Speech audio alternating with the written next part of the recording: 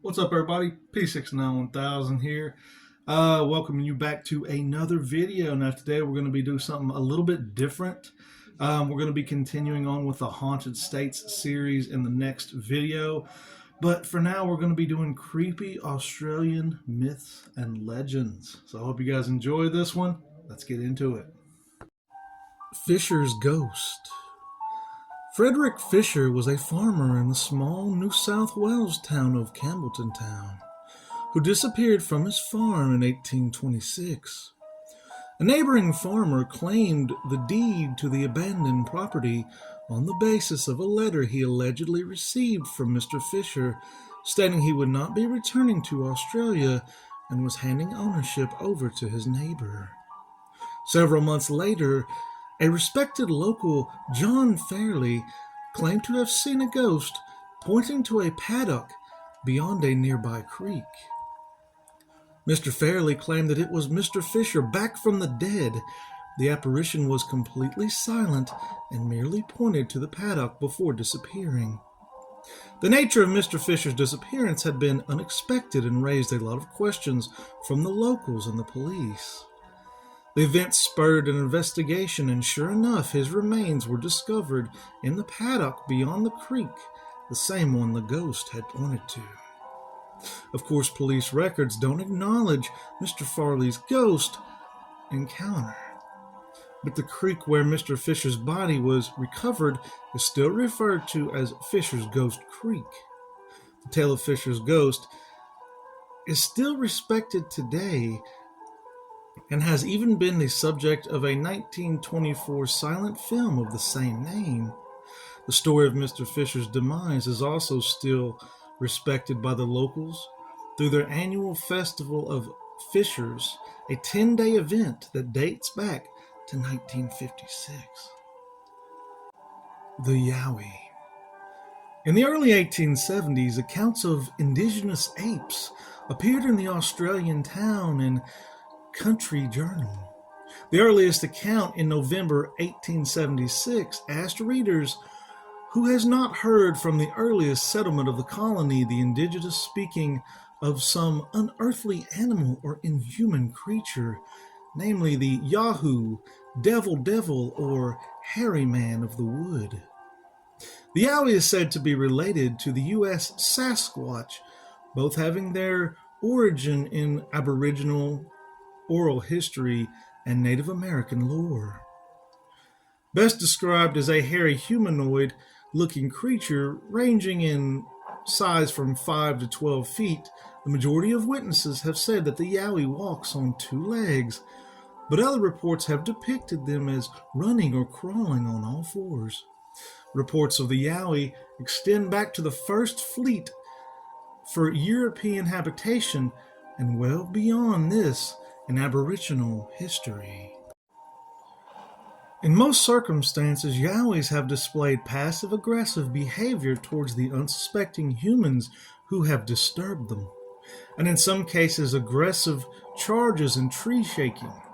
This behavior is believed to be more about forcing intruders to move away from an area rather than attacking them. However, there have been reports of more aggressive behavior when a human has had a fully fledged encounter with a Yowie. Yowies are known to track and follow humans, with historical reports from Aboriginal communities suggesting that Yowies have been responsible for the disappearance of women and children in particular. In some Yowie sightings, witnesses have reported seeing or experiencing other strange occurrences, including light orbs preceding or following the encounter. Feelings of nausea, dread, and depression have also followed with most of these encounters. In some cases, glowing eyes have also been reported, which may have nothing to do with the supernatural but be part of the creature's biology. The Bunyip. According to legend, a man-eating monster called the Bunyip once resided in the lakes, rivers, and swamps of Australia. Its howl so loud that it would carry through the bush, making people afraid to go anywhere near the water. At night, it would skulk around on land, hunting for women and children to eat. The word bunyip comes from the Aboriginal people of southeastern Australia. It translates to devil or evil spirit. Aboriginal legend asserts that the origin of this creature was a man named Bunyip, who broke the rainbow serpent's greatest law by eating his totem animal. After that, he was banished and transformed into an evil spirit and lured tribesmen and their animals into the water to eat them. Aboriginal Australian people have differing opinions when it comes to the morality of the bunyip. Some believe it to be a bloodthirsty murderer. Others think that it is a punisher sent to earth to bring justice to anyone who commits evil acts and to protect the wildlife. The bunyip is said to have supernatural powers, including altering water levels, the ability to paralyze its victims with its roar, and the ability to hypnotize humans into doing its bidding. Almost anyone you talk to in Australia has heard of the bunyip or knows someone who has seen one. However, it is impossible to find a person who has actually caught a glimpse of one. This may be why descriptions of the bunyip vary widely. The first written description of the bunyip was published in 1845, claiming the creature laid large pale blue eggs, had long deadly claws, strong hind legs, and a brightly colored chest. This is why some researchers have indicated that the bunyip may have actually been the bunyip bird. Others say that it has characteristics of a bird and an alligator, having a long bill with sharp, shredded teeth. Its body and legs strong and sturdy like an alligator, but its forelegs much longer than its hind legs. It is said on a quiet night in the outback you can hear the howl of the bunyip. Even today, Aboriginal people may steer clear of bodies of water when they hear mysterious howls through the bush. So next time you're on a nightmare walkabout in Australia, don't stray too close to the water's edge. The Yarmayahu is the vampire equivalent of Australian Aboriginal Dreamtime stories. It is a red and frog-like creature with a large head, a big toothless mouth, and suckers on its hands and feet. The Yarmayahu is said to drop on unsuspecting prey and suck their blood. When all the victim's blood is gone, the Yarmayahu who washes the corpse down with some water and has a nap. When it wakes, it vomits the victim's skin up.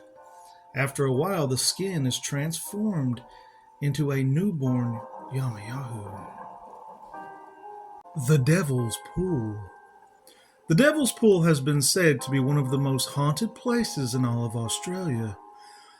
Although a beautiful body of water nestled amongst smooth and sculptured rocks, the eerie and tragic history of this location doesn't make for the best place to hang your hat and take a dip in the water. Since 1959, 17 people have lost their lives here, 16 of them being young men who were visitors or backpackers to the area. Although this may be due to some young daredevils swimming and jumping from rocks in a highly dangerous area, resulting in them meeting their untimely demise, many locals attribute the deaths to Aboriginal legend. The tale of Ulanya and her lost lover. Ulanya was a beautiful young woman from a local tribe. She was chosen to marry a respected tribal elder. Not long after their marriage, she met a handsome warrior called Daigon, who was part of the neighboring tribe. The two quickly fell in love and fled their tribes, escaping into the bush. The elders of each tribe discovered they were missing, sending out search parties to find the young woman and capture her lover, ending their affair. When the elders found them, Daigon was dragged away, but Ulanya escaped. In great despair and grief of her lover, she threw herself into the Devil's Pool, her grief-stricken cries turning the calm waters into a violent rushing stream. Locals believe that her spirit resides in the Devil's Pool, attracting young men to jump into the pool, meeting their untimely death in an endless search for her lost lover. Her cries are still rumored to be heard, and some visitors have captured photographs of a face depicted just underneath the water's surface. Otway's Panther in Lorne, Victoria, Australia. The jury is still out on the existence of the famed Otway's Panther. There have been alleged sightings of the elusive big cat scurrying its way through the ranges where the bush meets the beach off of Victoria's Great Ocean Road. Supposed sightings of black panthers in the bush have been documented since the 1830s, ranging from rumors of big cats in the bush by New Eastern immigrants or migrants, to sworn testimonies and videos taken in recent years. All have given the legendary creature a similar description, that of a large black four-legged creature similar to a panther. Some explanations have been historical exotic animals from trades or evolutionary trails of feral cats in the area, but most people still believe that there may be panthers in the bush. The Rainbow Serpent. According to Australian Aboriginal legend, long, long ago in the dream time, the earth lay flat and still. Nothing moved and nothing grew. One day a beautiful snake awoke from its slumber and came out from under the ground. This snake was known as the Rainbow Serpent. The serpent traveled for a very long time, far and wide. As it made its way across the land, the serpent's body formed mountains, valleys, and riverbeds. The Rainbow Serpent was the dreamtime creature who shaped the earth. The serpent brought water and life. Plants grew, and the first people were born. The Rainbow Serpent gave these first people laws to protect the land, but it gave a grave warning. Disobey the laws and the serpent's fury would follow. Rivers would dry up, people would be destroyed, and the earth would be engulfed in flames. The serpent teaches that creation and destruction go hand in hand, and that if we don't respect the land, the consequences will be disastrous. Well, that was my video on spooky Australian myths and legends. A lot of fun ones in there. Some of those names were extremely hard to pronounce, and I had to do a lot of research into Aboriginal names to make sure I was pronouncing them correctly. I still may have made a few mistakes, but this was a very fun video. Really enjoyed doing this. Hope you enjoyed it as well. And next time we will be continuing the Haunted States series. I just thought this might be something fun, something different for us to do, because I don't really cover other countries very often. So it was pretty cool to go to another country for a little while and see their haunted stories and their ghost stories and their myths and their legends. So hope you all enjoyed this. Peace, love. I love you all, and I hope you have a great day. See you next time.